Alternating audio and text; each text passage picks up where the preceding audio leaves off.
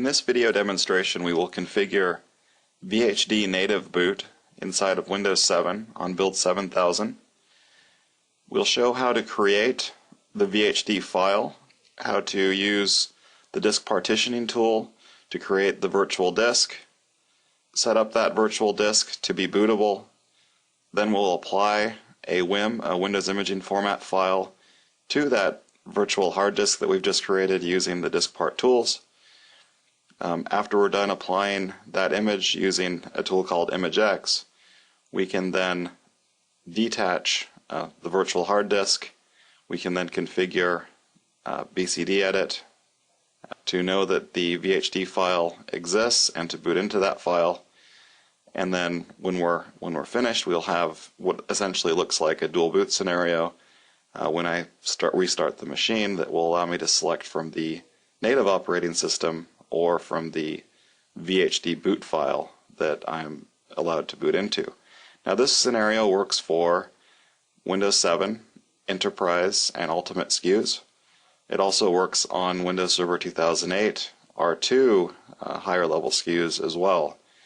This is only supported for Windows 7 versions of the operating system and will not work on down level versions of the Windows operating system. There are components within the operating system that allow this scenario to work using, again, Windows 7 as the client inside of the VHD file. So first off, we need to get some tools to get this scenario to work. Now the first thing that we will download is the Windows Automated Installation Kit for Windows 7 Beta.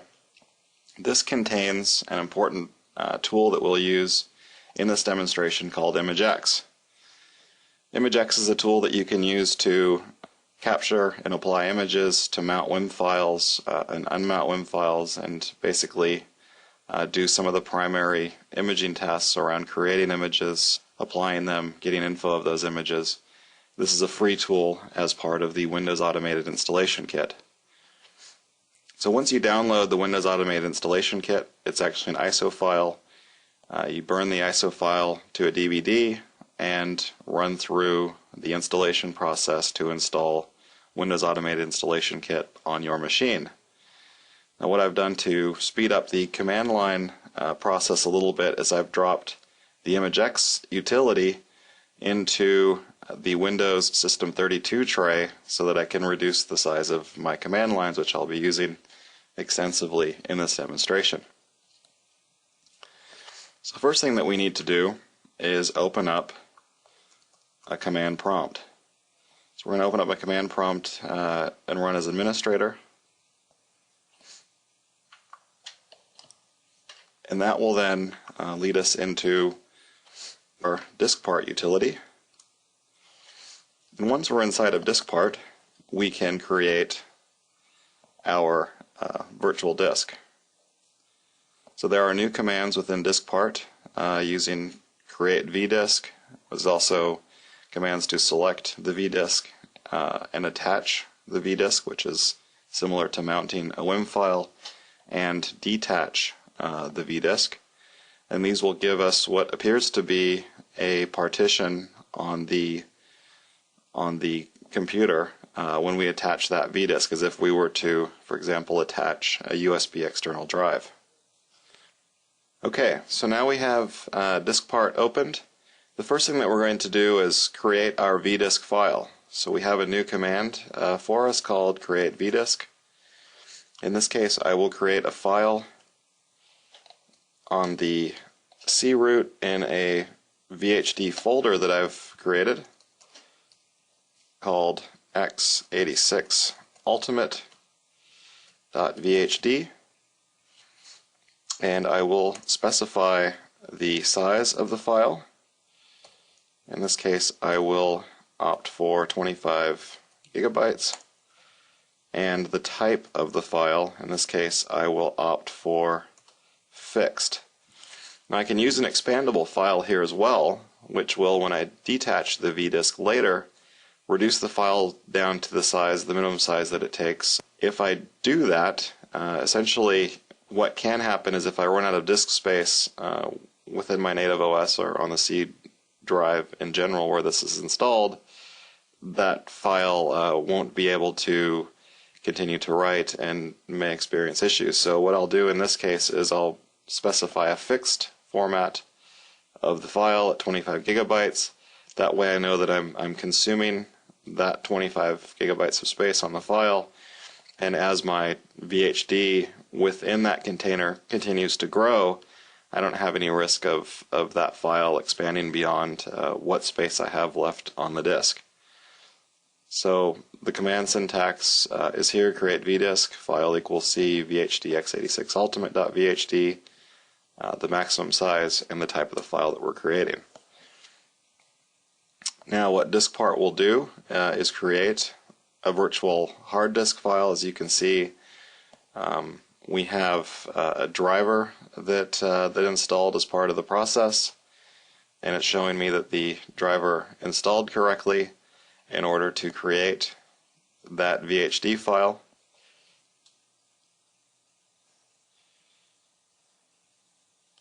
Okay, so now disk part has created the VHD file. Let's go ahead and take a look at that in my C drive in the VHD folder. As you can see here, I've got my install.wim, which is basically the retail WIM ready to go for a later step from an x86 version of Windows 7 beta. And I've just created the x86 ultimate.vhd file. It's allocated 25 gigabytes of space to that file, and now I can use that to basically apply the WIM file to after I configure that to be a bootable partition. So let's make this a bootable partition now. So what I'll do is select the vdisk I just created.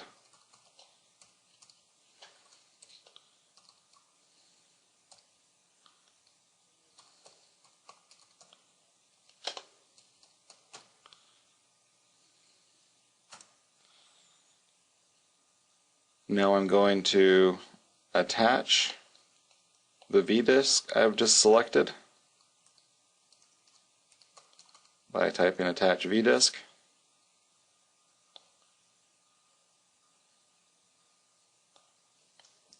Okay, so now the vdisk is attached. Now what I can do is do a list disk command in disk part, and that will show me my C drive as well as my BDE drive and my vdisk that I just created. So we have just created disk 3. It's our 24 gigabyte partition. Now what I'll do is select that disk. Now I'll create a primary partition. Now I will select partition 1, which is the partition I just created. I will mark that partition as active. I will format the partition as well to NTFS using quick formatting. Then I will assign the disk. And as you can see, I've just opened an autoplay window, which will let me open the folder to view files. In this case, the disk is empty, but we'll see when we look at the computer view that we've just created local disk G, and we've allocated our 25 gigabytes to that disk.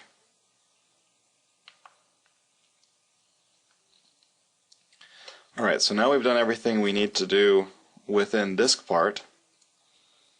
The next thing we're going to do is use ImageX. Now as I mentioned earlier, I downloaded ImageX as part of the Windows Automated Installation Kit for Windows 7 Beta on the Public Download Center.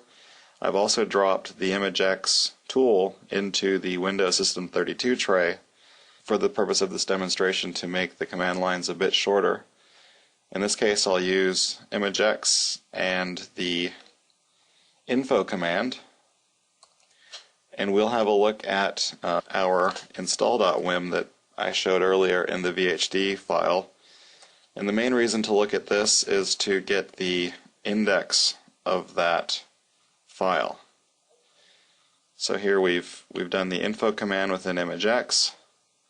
What we're looking for here is the index of that file. Now, index 1 in this case on the Windows 7 beta build means that it is the enterprise SKU in this case, and that is the SKU that I've used for the install.wim.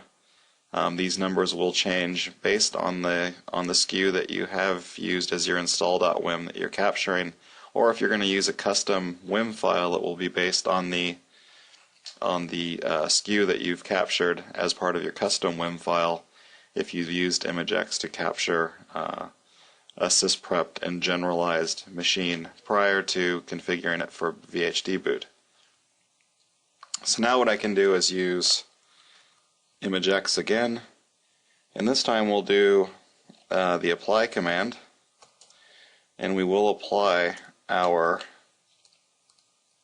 VHD image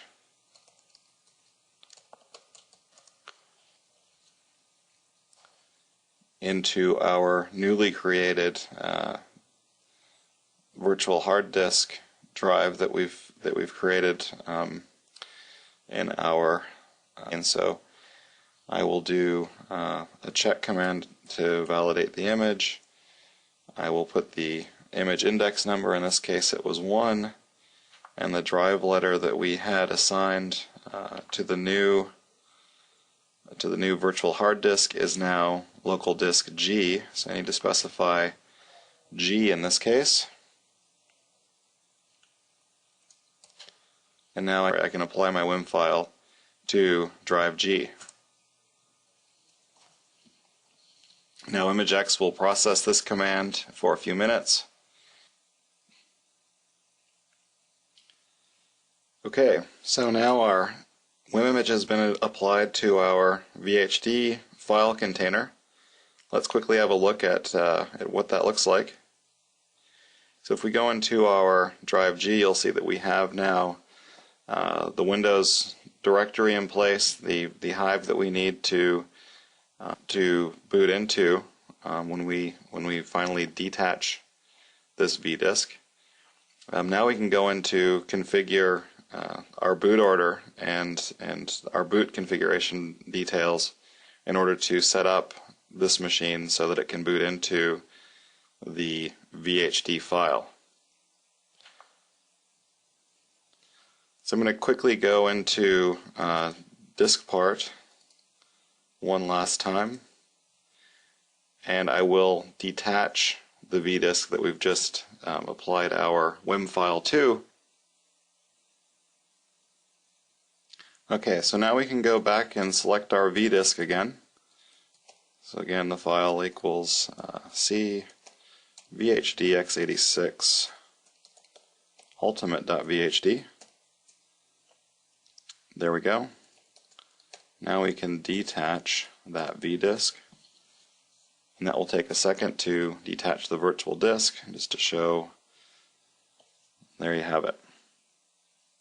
So now we see again the C drive locally and the B2E drive for BitLocker are currently the two visible drives. So now what I can do is once again exit disk part, and I will configure VCDedit. So let's first have a look at VCDedit as it stands right now. As you can see, I've got Boot Manager configured, and I've got Bootloader configured to look at the current operating system, which is basically pointing towards partition C. Now what I'll do to create another entry for the bootloader is I will run a command within VCDedit, and we'll basically use a description that we want to assign to our new file, and assign a new entry into bootloader for the new VHD file that we're going to boot into. So what I'm going to do in VCDedit is copy our current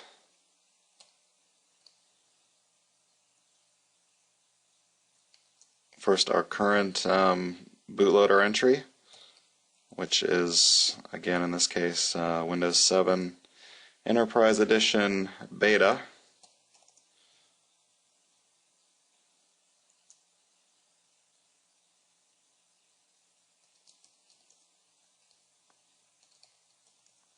And give it a name. Okay, so now we've copied that. Now we're going to retype bcdedit.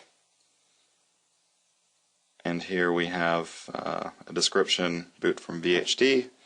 And the main point of doing that was so that we could get our GUID that we're going to copy in the next few commands. Now the GUID is this number sequence here, the D1C322BC number sequence, and we're going to use that in the following bcdedit commands. So we'll type bcdedit, use the set option, then we'll enter our GUID, which again is this number up here.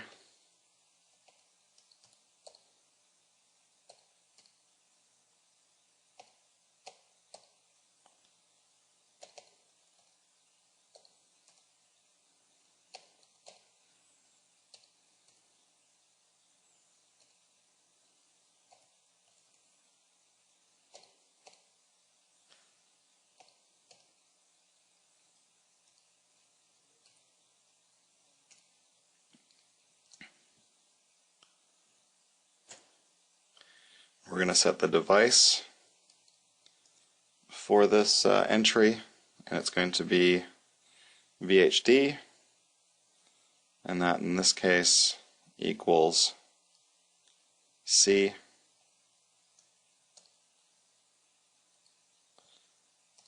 VHD x86 ultimate.vhd. And that operation was successful. Now the next thing I'm going to do is define the OS device, but use essentially the same command. So what I'm going to use is the up arrow there to save me some typing, and add the letters O and S to that command line, and I will set the OS device.